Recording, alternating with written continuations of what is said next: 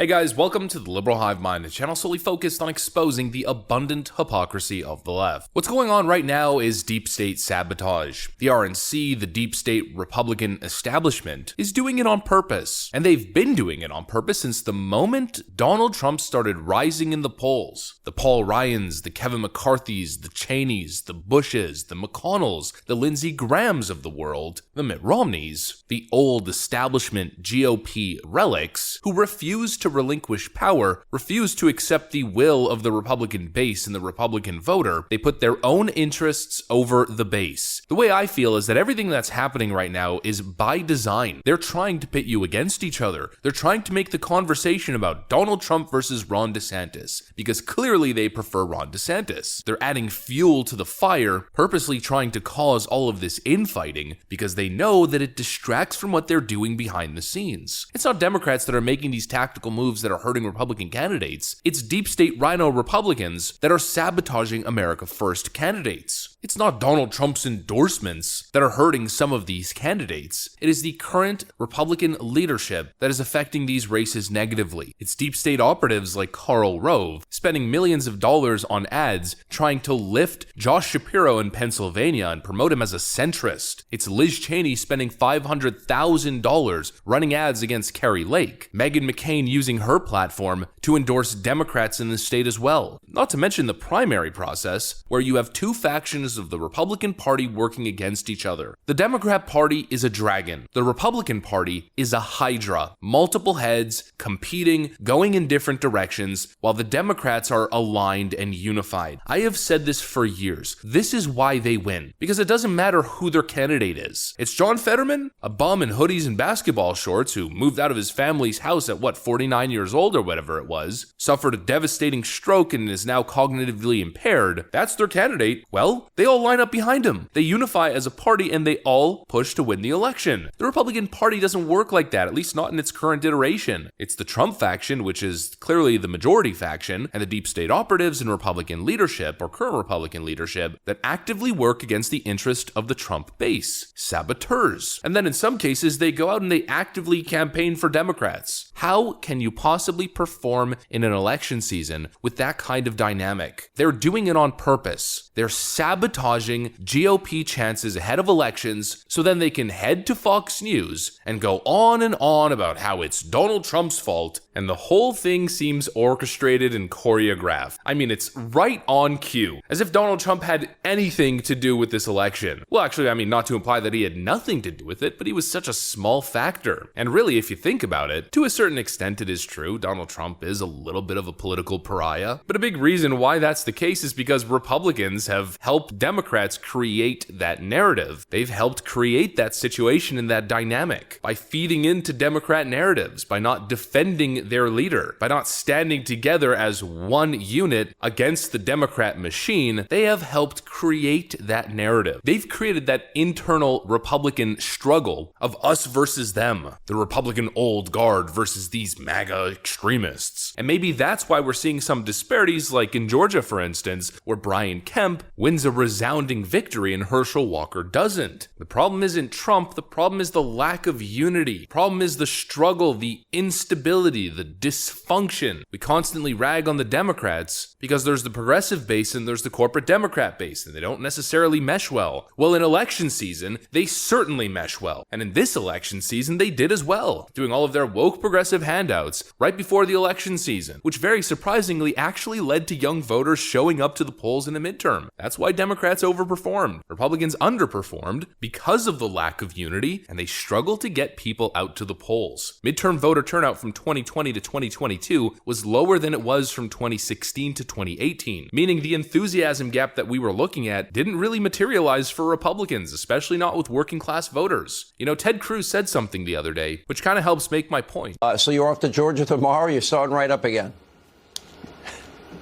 Yeah, look, we've got two tasks. In the next 30 days, everyone needs to focus on Georgia. They should go to Herschel Walker's website and contribute online. It's going to be a $200 million race in Georgia. It's going to be a huge battle. The media is going to lie and try to give Warnock control of that seat. I don't think it's going to work. We need to make sure we win on December 6th. But then the real work starts of rolling up our sleeves and governing. And here's a lesson to take from last night. Look, why did the Democrats do better than expected? Because for 2 years, they've governed as liberals. They've governed as whacked-out lefty nut jobs. And you know what that did? That excited their base. That excited a bunch of young voters that came out in massive numbers, because when you actually stand for something, your base gets excited. There's a lesson for Republicans to learn, which is when we have a majority next year, we damn well better act like it and use it. We need to hold this administration to account. We need to be happy warriors.